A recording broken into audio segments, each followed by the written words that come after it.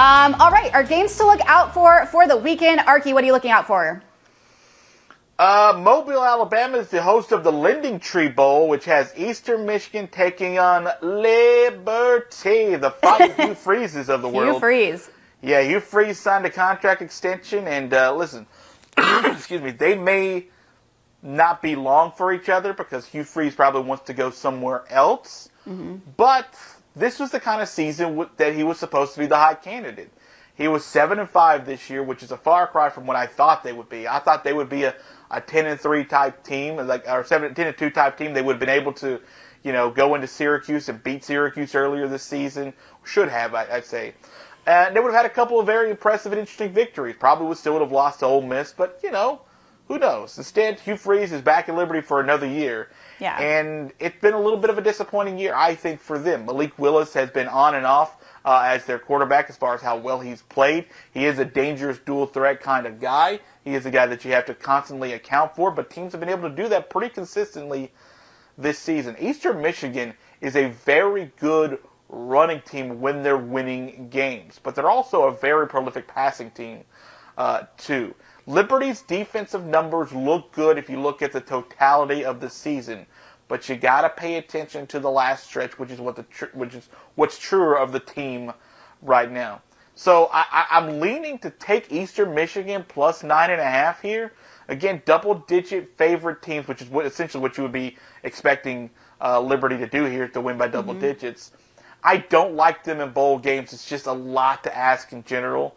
But Eastern Michigan, in their last 3 wins, they've gone over 145 rushing yards in each of those games.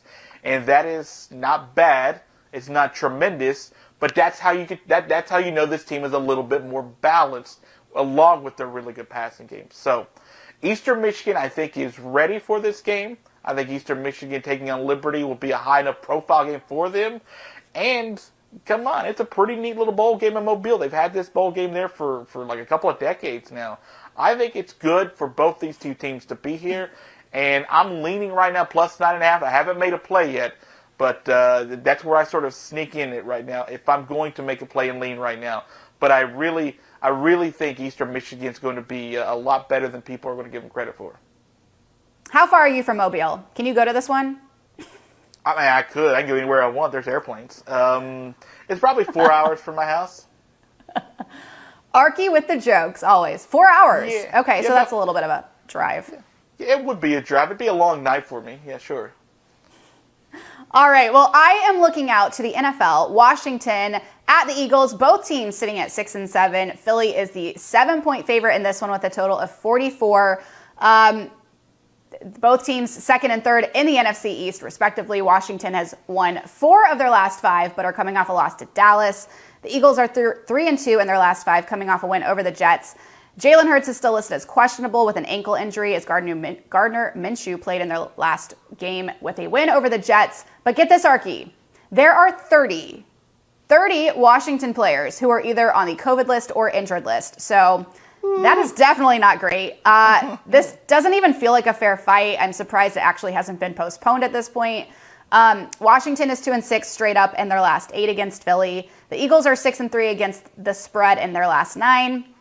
If these teams were playing at full strength, I would probably take Washington. But then again, the lines would be different. But based on all these circumstances surrounding Washington, I don't even know how much more we need here.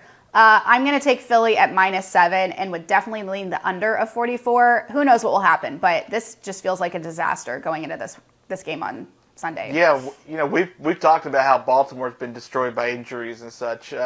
Washington's a very similar team as far as how badly they've been beaten up. I mean, literally, they just got their best player back a couple weeks ago, and Logan Ryan obviously could be considered one of their best offensive players. And then he immediately goes down with an ACL, and he's got for the year again. They have been just bitten by the injury bug, and they've remained competitive much more than people sort of think they should have.